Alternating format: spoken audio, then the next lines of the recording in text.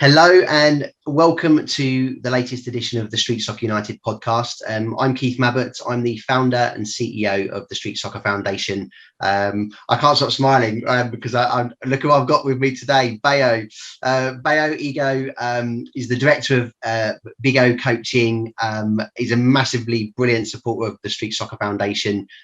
He's the head of our club membership. And what does this man not do and excel at? But it's a real pleasure to have you on the show, Bayo. I'm really looking forward to having a good chat with you. But I mean, I've kind of sort of briefly given you an introduction to you straight away, but if you don't mind, just sort of, introducing yourself to those that will come across this podcast. Okay, so first and foremost, my company Igoh Coaching is probably 3.5 years. Came about really after 30 odd years working in social housing. That's my background. Before that, did a bit of law. But what am I into? I'm into people, definitely. I'm into performance, definitely. But I'm equally into equality. I don't think we're all equal, but we should all be treated equal. And the only way to do that is by giving opportunities. Now, that wasn't practice. That was just based on a really good conversation I've been having all this week about what does equality mean, what does inclusion mean, what does diversity mean. And in the world we live in and recent things that have happened over the last, God knows how many 100 years, it's about opportunity. So now I'm going to be asked a question by Keith about why am I involved with the Street Soccer Foundation? Because they are giving opportunities to people who may not have those opportunities to excel. And we can all excel. It's just that some people have the opportunities to excel more readily than others. And so therefore it becomes unequal. And what Street Soccer Foundation is trying to do is say, look, we know a lot of people. We have a lot of partners. We have a lot of collaborations. We have skill sets, but we want to help you who didn't have that to then have it and see what you can do with it later. So SSF is about opening doors. I, as a coach and a mentor, like to open the doors of the minds of the people that I work with so that they can go on and do the best they can in the moment. And that's the interview over. I hope you enjoyed the podcast, guys. I mean, I wasn't meant to ask you now. I mean, it's an amazing introduction.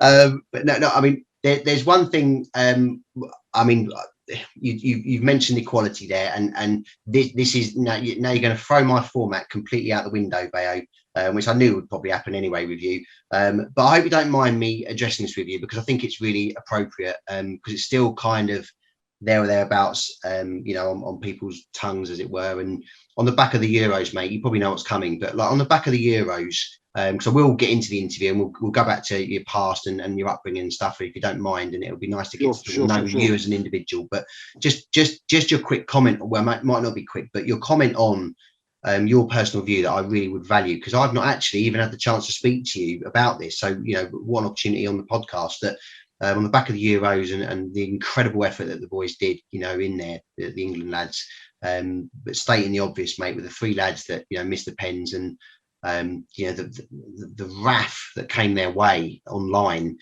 I mean, I know you're a big football man yourself as well, although you're Arsenal. I don't know. So I don't know whether that's it's a paradox, isn't it? I don't know what that means. But no, on a serious, were you? I guess my questions are: were you surprised at the response on the back of what happened? If so, why? If not, why? Kind of thing. And what is your views towards it, and how can it be rectified and stopped? And why do people have such strong opinions like they do? Over to you, mate. I mean, I could. There's so many questions within it, but like your general sort of feelings towards what went on and what's going on.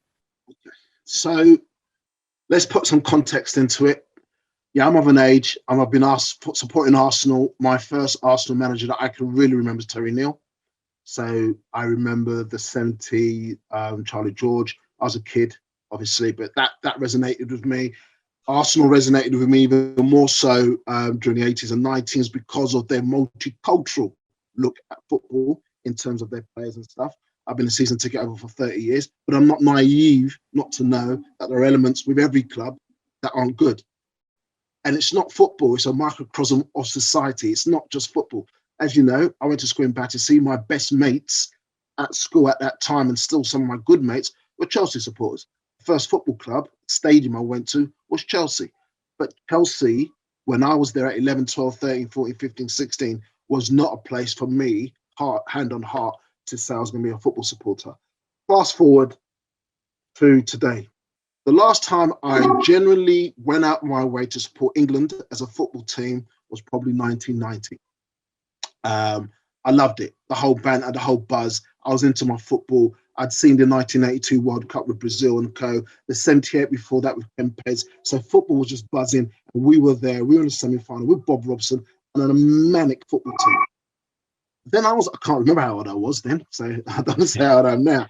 But, you know, you get older and then you start to think that actually the life that you lead, the geopolitics and all of that, and everything that surrounded football for me got nasty, got tainted.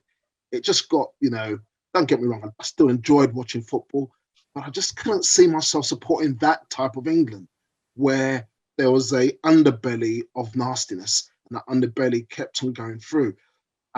So what happened in the World Cup? Was I surprised? No. Was I shocked? No. Did I think about it yet? Me and my son's 9 years age and go, oh my God, Dad, look, he's going to miss. He's going to miss. That's nice. Not, he's going to miss. But my missus was saying afterwards, was he saying he's going to miss thinking about the ramifications of the miss? Or was he just saying he's going to miss because he felt the run-up was poor, etc.? And that was a good question. And I put it to him and he said, yeah, because I was scared of what's going to happen next. And I goes, what do you mean I was scared? Well, you know, Dad, it's all la, la, la, la, la. The bottom line is we were not surprised. But let's put it into context. It was not the whole of England that were anti the last 3 penalty takers. It was not the whole of football who were anti-3 penalty. It's a small minority, but that small minority does have a big vocal voice. You've asked a question, can it be rectified?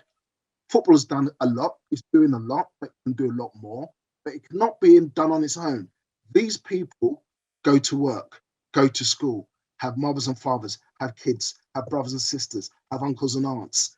So it's societal's problem. And until we call it out, and I'm guilty of it, and I'm going to say it and I share it with some of my friends, until I became senior manager, I didn't call it out in the workplace because I was afraid of my position. But then I said, take a running jump, mate. You are now a role model and you're leading others. You've got to call it out. And by calling it out, I took some punches, I took some knocks, I got kicked out a few jobs, definitely. But at least I had my held up high and to say, no, that was bang out of order. Can't say that to tell people. You can't think of that like that. Or let's have a discussion as to why you think that way. Then the buzzwords are equality, diversity, inclusion, loads of rafts of policies and legislation. But the bottom line is this: we, those who know more and know better, need to call it out. Otherwise, those who don't know better will continue to do what they do. And it's based on ignorance. It's based on not knowing really what the score is. Of course, there are some people that are bang out of order. But you know what, as my old man used to say, better the devil you know than the devil you don't. So if he's going to come to you and say F, F, F, or blah, blah, blah, you know the score. But if he's going to be subtle about it, he or she, then that's more difficult. The only way you're going to deal with the subtle people is by calling them out. So that's my political broadcast over. And when I asked the question, I thought it could get that way, but no, it's you know, I can't disagree with anything you said there, mate. And I think, you know, and I guess the only thing to add in the context of where a lot of it came from on social media, I think that there's obviously been a few bits of commentary around, you know, what these guys can do in terms of these platforms. And I think the thing that stands out for me, you know, is that kind of, you know, the link to knowing exactly who these people are, you know, so that it's not call it out.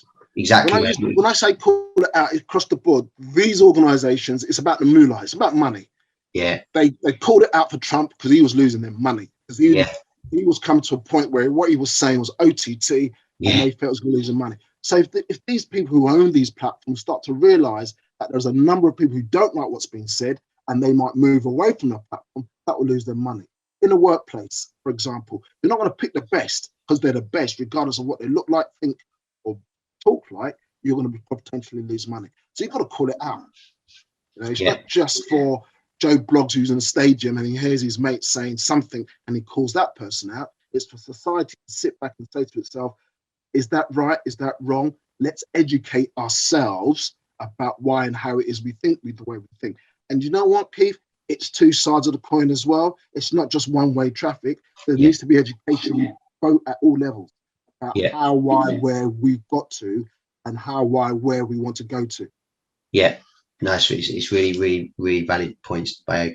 I mean, you've touched on there, sort of society and education. How, if you don't mind me kind of bringing you back a little bit to your upbringing, and how did that kind of treat you as a youngster growing up? You know, in terms of your own education, were you engaged with education? Were you good at school? Did you find it difficult, challenging? Society in general, you know, how did you find that around you in where you were brought up with your family unit? You know, do you mind me sort of touching upon that and giving a brief No, context not at all. about Not where at all. you sort of started and how it kind of, you know, formed the foundation of you as an individual? And I'm going to drop a bomb, and I'm comfortable about dropping this bomb in most recent times. So, bottom line, my mother and father, 64, 66, came to this country respectively. I was born in 68. They're from Nigeria, via France and Germany, and they made a life for themselves. My old man never went uni, probably just about went school, as with my mother. But one thing they made very clear for me and my two sisters, siblings, education, education, education. Long before Cameron jumped on that bandwagon, he felt that, listen, son, in order to get on in this world, you've got to be educated. And he did mean formal education, but he also meant, you know, read a book, understand what's going on, read the newspapers, ask questions, get out about, go and have a laugh with all the kids on the street, go and have a laugh with all the kids playing football, cricket, educate yourself. Because what I know is not enough. And we took that on board. We are Catholic, so we went to Catholic schools, predominantly white male Catholic schools. I can name them all. Before that, I went to a couple of schools. I was born and bred in Brixton, but went to schools in there, went to schools in Clapham, went to schools in Battersea, and I went to a pretty good school, Salesian College, the Order of St. Don Bosco, grammar when I started. There's a Keith Joseph, and what's her name? Margaret Thatcher decided to kill off all the sixth forms in those schools.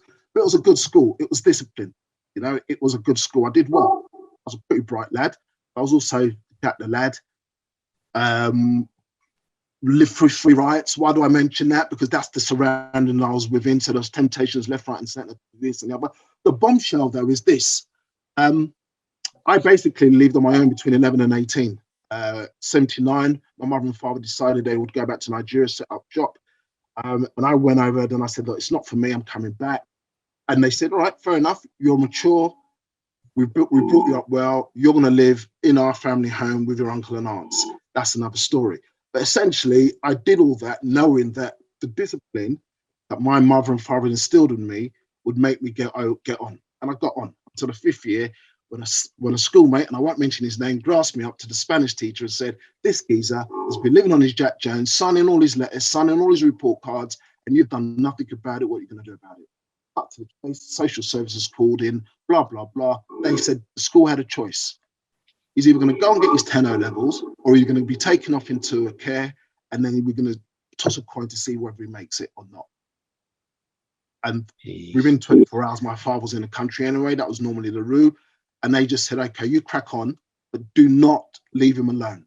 So I left the school with my 10 O-levels, went off to do my O-levels. Now, the important things about education is it's important, it makes sense, but in 2021/22, it doesn't have to be academic. It can be vocational. It can be a combination of the above.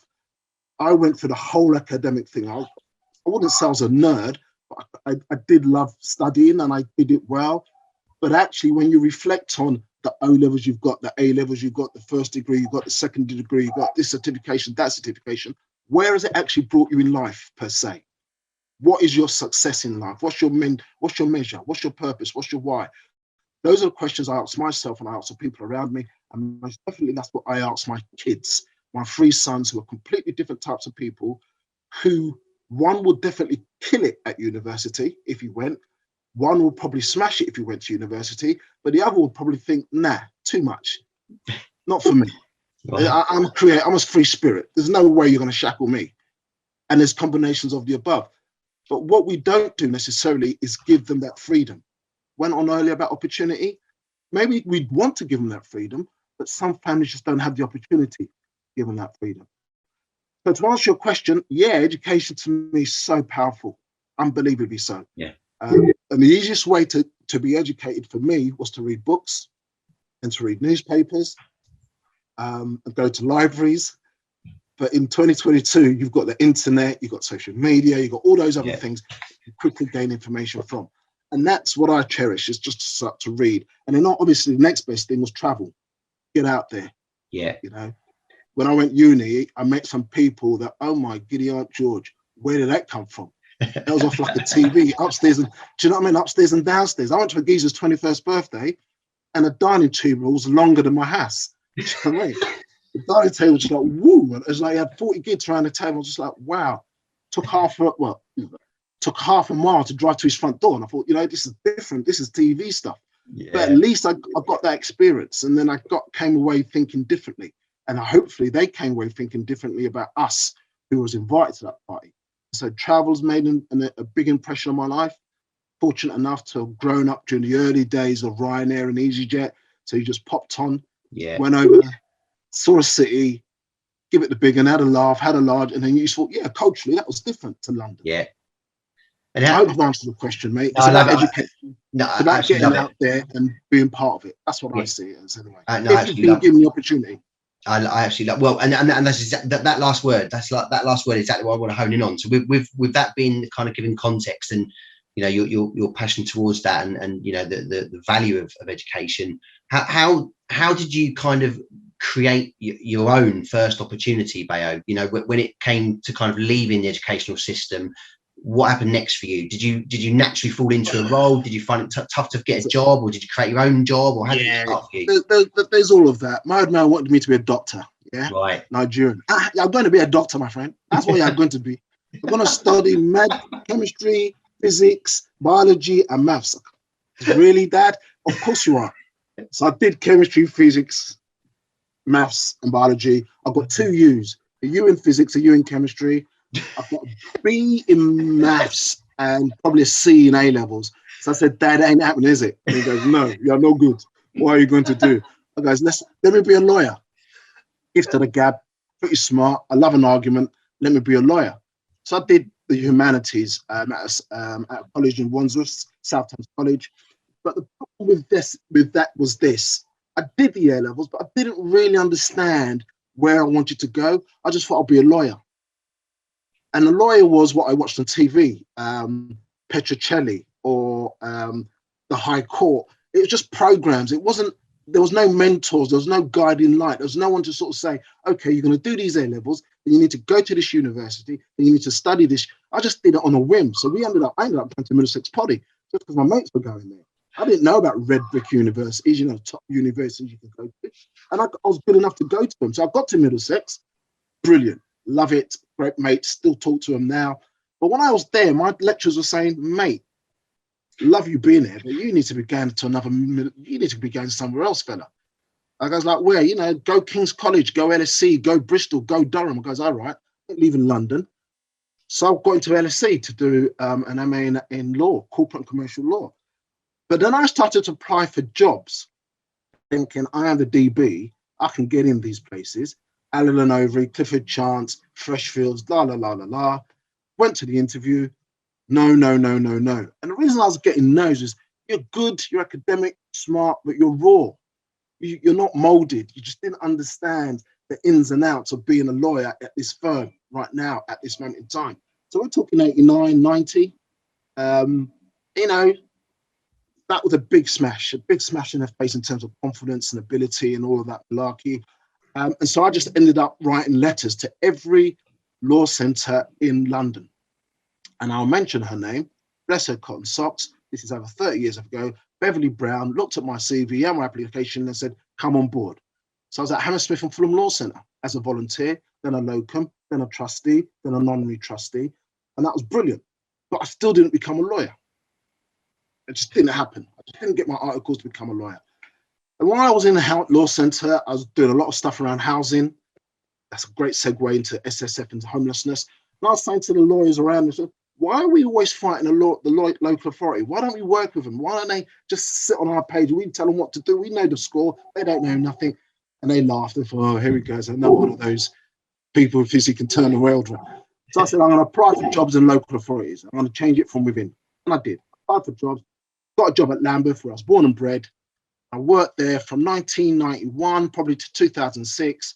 Man and boy, everything you could do within housing officer, housing assistant, team leader, contract manager, area manager, district manager, blah, blah, blah. But one time I was there, and I won't mention his name, he said, while I'm here, boy, you will never be a senior person. You will never be a senior manager. And that was one of the first moments in my life where someone of power said, no, you're not moving forward. We're not going to give you that opportunity. So I promptly left, did a few stints, interim work at a few housing associations, learned a lot. I definitely learned a lot from Richmond Housing Partnership and the chief executive there, David Doan. My first introduction to coaching, mentoring properly, and that planted the seed to where I am now in terms of in my last place of work. It just didn't happen for me for 101 reasons, primarily my fault. Again, imposter syndrome, again, opportunities being made and not being kept, my own insecurities, my own wish to be better than probably where I was, but why not? Why couldn't I be a chief executive? Why couldn't I be an executive director? But it didn't happen. And this is another bombshell. I've done 3 confidentiality agreements in my time. You have to beg your question, why? If you're being asked to sign a confidentiality agreement, it says that you're probably not wanted in this space. And I had to sit back and say to myself, you know what, Bay, you've done a good innings, but it's not the space for you. And I'd never set up my own business. My mother did, my father did, one of my sister has. So I thought, you know what, let me see if I can set up my own business, but do something I want to do about what I'm passionate about, what's about my purpose, it's about my why. And that's when I went into coaching and mentoring.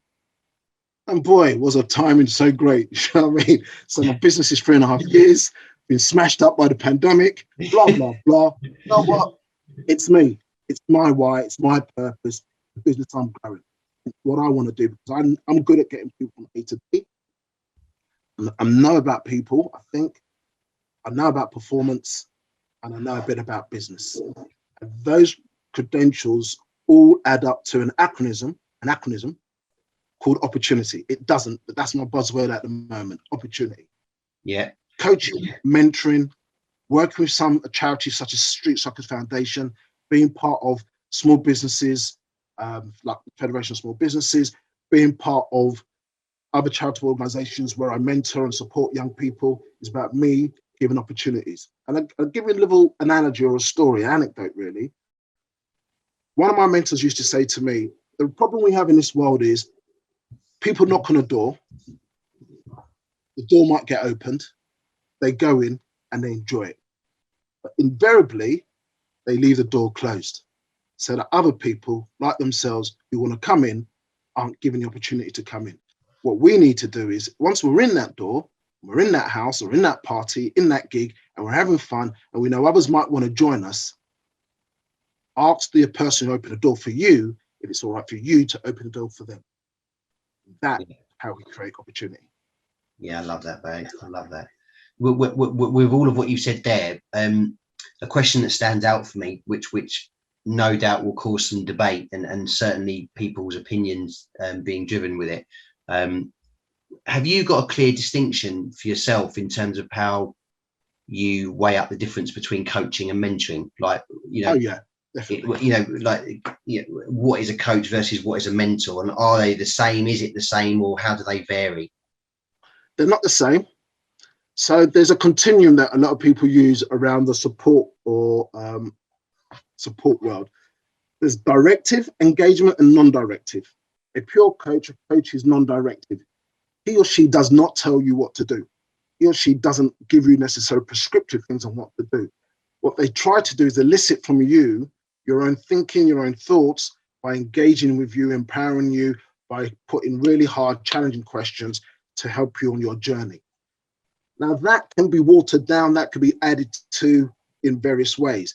The other side of the spectrum is called the directive engagement. So your consultant, your advisor, he or she tells you what to do. So you engage them and say, I want you to turn my business into 20% increased turnover. They go off and do it for you, or they directly advise you on how to do it, per se. The coach will support you necessarily by drilling down how, where, when, what for type questions for you to do it yourself, because you do it yourself. The mentor, for me, is someone who sits in the middle.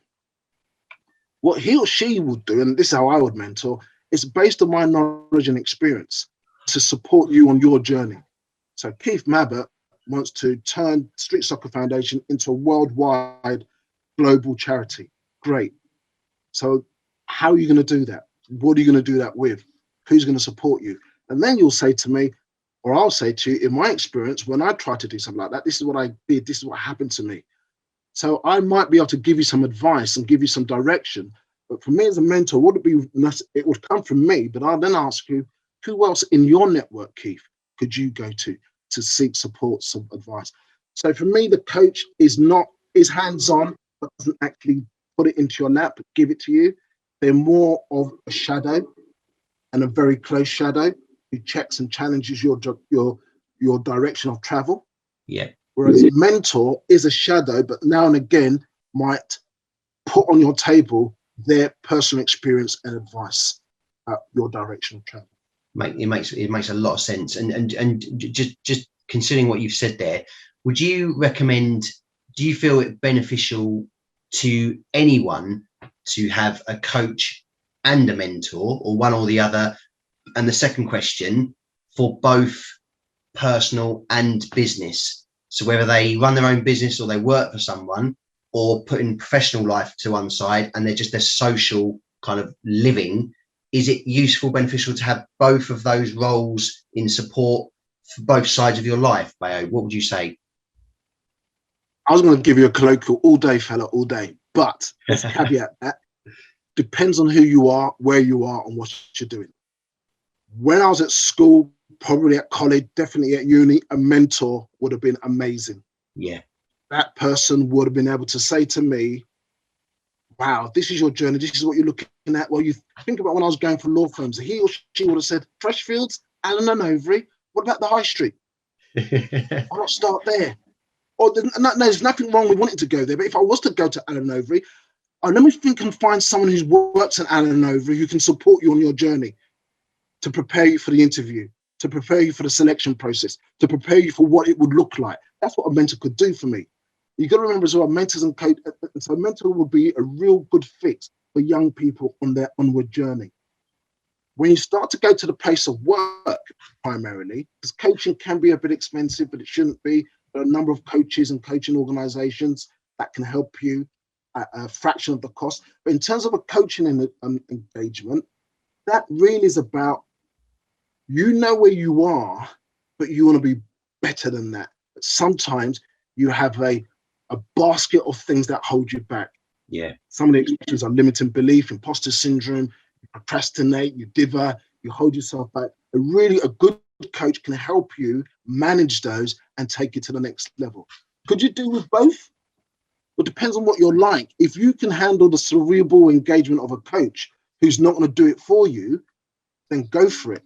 But if you need someone who's going to tell you off from time to time and reposition and redirect you from time to time, then a mentor can be that person.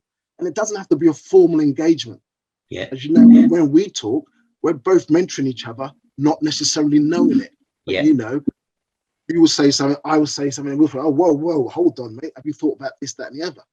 So there are titles, actually, but depending on where you are, I suspect I would definitely look at your program, look at the SSF program. The mentors are on board to support that young person on their journey. Yeah. Primarily through the teaching that they're given, but equally from the experience and knowledge that they've had in their lives. Yeah. And that's really important. A coach would probably not be great for these young people at this moment in time as they find themselves, but once they find themselves and they want to then better themselves at each stage, then the coach can come on board alongside a mentor. Does it work in a personal life? Definitely. Of course it does. You know, you're into sport. You know, Keith, you didn't get better at football by just doing it on your Jack Jones. Yeah, exactly. No chance. Yeah, exactly. No chance. Your coaches showed you a few things. The players around you showed you a few things, and both could have showed you good and bad things, by the way. But you then picked it up as a player. Yeah. And you picked it up as a chairman, a chief executive of a business, of a charity. You pick these up. So your coaching, your mentor could be formal engagements, but you know what? To be honest, there are a lot of informal coaching and mentoring going on. We might not pick up on it, but I think they are crucial to people's development, and most importantly, they're the keys to the doors that aren't often open. They're the keys to the opportunities that SSF gives these young homeless people, and that we, who are in the same boat, will do for others. And that's what I do my coaching and mentoring for. Give a key to a door to get them in, and hopefully they let others in too. And that's when we get on the same high table, and that's when we start talking about equality. Oh, but this is amazing. I mean, so what you've just said there as well. I mean, one thing you touched upon right at the beginning in terms of a real passion of yours, and what you look to unlock. I guess sometimes it's often a kind of question that you might pose your clients, but I'm going to now ask you the question. Is wrapped within what you've just described there, and the purpose and benefit of both those kinds of roles. Success, ultimately, you know, people want to be successful. Yeah, see, I've got you because I saw that smile. So, but people want to be successful, and you know, they want to sort of feel it. They want to tell people that they're successful, or have people see them be successful, whatever that means. And I guess that's the question. I mean, what for you, Bayo? Because you coach so many individuals. You know, you're exceptional at what you do. You've got a real history for what you draw on from. But what is success to you? How do you personally define it, and how do you strive to achieve it? I'm going to read you a thing. I'm going to read you a piece. I've shared it on our various WhatsApp links. Satisfied life is better than a successful life, because our success is often measured by others, but our satisfaction is measured by our soul, mind, and our heart. So, answer your question. When I first failed my A-levels, I went into my local pub with my best mates, who are still my best mates now, Michael Keynes, Paul Soniolu, Eddie Hammerwood, Tim Kenoy. Oh my God, I failed my A-levels, boys. Oh shit, it's the life, the world's all over. Now, these 3-4 geezers were not academic. They weren't going on that path. They just looked at me and said, "You're having a laugh, mate. Crack on, do it again next year." I did. I got him. I told you this about the story. Oh, I've got to go uni. Went to uni, got a good 2-1. Weren't great enough. Go to another uni to get a master's. Weren't good enough. Go to another uni to get a master's. Weren't good enough. Got a fellow in this. Got qualified. I mean, my name is long, but I don't put no letters behind it because it's too long. How much more do you want to knock on the door of success? Is it my success? Is it your success? Of course, I'd like to live a good life. I've got 3 young boys. I've got a missus to look after. Yeah, important. Do I want the Lamborghini I wanted when I was 15, 16, 17? What's the difference? Do I want the, and why not? If I can, go for it. But my success is my measurements. Okay? So today, I'm not where I want to be, but I have a goal, I have a desire, and I will get there. When I get there, fair play to me, I'll celebrate it. So what I'm saying to people is, yeah, of course you've got success, but turn that word success into a goal or an aspiration or an objective. Once you've achieved it, then you celebrate. Say, crack on, next one, please. Yeah. Reflect on what you've done and how you've done it, then crack on the next one, please. But don't sit there just thinking, I've got to get this, I've got to get that, because that's what he's got or she's got, or what society expects me to get. It don't work like that, because invariably you don't get it. Yeah. And then invariably you start winding yourself up, getting frustrated and anxious that I'm not as good as X, Y, and Z. Don't get me wrong, I do that sometimes. You know, I still do it. Where I'm thinking, sugar, I was in 6 figures 5 years ago.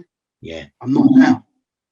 Oh my God, the world is falling down on me. And it does sometimes. But then you pull yourself up and say, whoa, whoa, whoa. What am I actually trying to do here? Where do I want to go here? What's my goal? Boom, go and do it. Yeah, love that. And where is that for you, Bayo? Like kind of coming towards the end of our chat today. I mean, like past, present, future is typically the format what we try and achieve on this podcast show. You've touched upon it there. So success is part way of looking ahead for the future and what you want to go after in terms of goals and ambition. What is it for you, mate? Like, what is in your kind of short-term game plan? Where do you want to go? Where do you want to sort of get to, and how are you going to make it happen? So when I started this business, the idea was to have a coaching business, now coaching and mentoring practice, where I've got numbers in my head of successful clients going on to do their own thing. They've met with me or people that I know, and they've gone on to do their own thing. Classic example, had a client, started a card business, She wants to put her cards in Clinton's, in Thornton's, and in some of the high streets. She's getting there. Wow, brilliant. That's great for me. For my children, what do you want to do in your life, boys? I like to support them to do that. For me, get the mortgage paid, probably. That's a number one starter. Sort her out. She's happy. She wants to set up her own business probably in 2 or 3 years. I'll be her first coach. That'd be a great success. Bob's your uncle.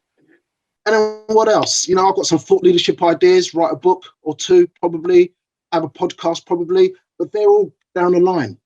Right now, I want this business to be able to support the family as I was way back when.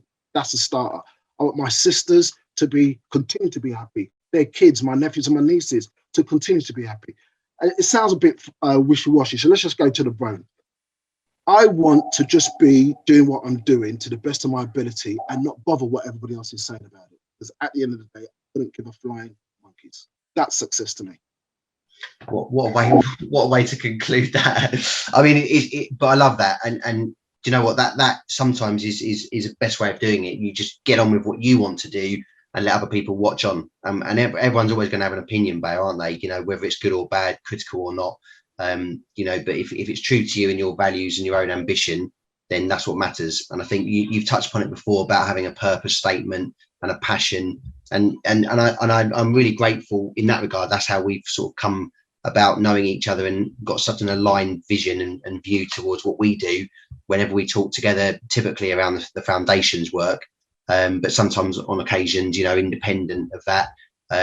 But fundamentally, as we're so keen on that kind of why statement, knowing what we're doing, why we're doing it, and what gets us out of bed each morning. And we'll run the ups and downs. Of course, there's challenges along the way, and we'll have good days and bad days, as they call it. But challenges certainly that come along with whatever you do.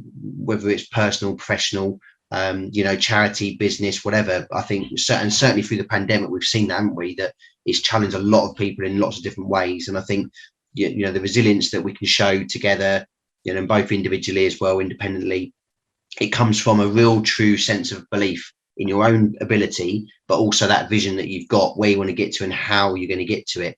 And the final comment I'll say, and what you've touched upon earlier as well, is I know you're a big believer of this, is education is absolutely important. But you touched upon saying about caveats and that, but education for knowledge isn't no way near as strong and valuable as education for execution. And simply, by meaning of that is that you learn to then execute on that learning. And that's what we do, as both me and you as individuals, but also the work of the foundation. And when we're coaching the young people that we have the privilege to meet, that's what we're trying to instill in them. You come to the academy program to learn and kick on with that learning, not just to be kind of learning for knowledge and then do nothing with it. So all power to you, mate. I mean, honestly, on behalf of the foundation, I'm really, really grateful for your involvement, Bayo, honestly, mate. And you're a privilege to have around, and your support is fantastic. And I know we've got some very exciting stuff in the lead up in the immediate short term, which is going to be really, really good. But it's been brilliant talking to you, mate. It really has. I wish you every success with your coaching company, and obviously the support that you give the foundation on the side is truly valued. Guys, if anyone wants to get in touch with Bayo, what's the best way of getting in touch with you? Your contact details that you have to share. So LinkedIn's the easiest place to find me. Bayo, Bayo, and then Igoh. I'm on all the socials. Basically, is at Igoh Coaching, and there's a website at Igoh Coaching. So yeah, it's all there. And obviously, Perfect. If you're a club member, you'll see me on the WhatsApp groups and at the SSF Zoom calls, second Tuesdays of each month. Do not be late. It's 8 till 9 a.m. It's amazing. Everyone's there. That. Thank you so much, mate. I mean, this is about you, and I told you that at the very beginning. But no, it's very kind of you. But yeah, no, we'll drop your socials, mate, on this once this goes live. We'll drop this on our YouTube channel as always. But Bayo, thank you so much for your time this morning. It's been a real great catch up with you, and some great insight that you've offered there, guys. I hope you've enjoyed it. That's been the Street Stock United podcast for this month with Bayo Igoh of Igoh Coaching. As I say, anyone wants to get in touch with Bayo about sort of coaching, mentoring, please do get in touch with him. He's absolutely superb. If anybody wants to know about the club membership, obviously, and what Bayo heads up for us, again, get involved, get in touch, and learn about all the benefits on offer. But for now, Bayo, thank you so much, mate. Really look after yourself and love to your family. And we'll catch up again soon. Cheers, fella. See you soon. Cheers, Keith. Much appreciated. Bye.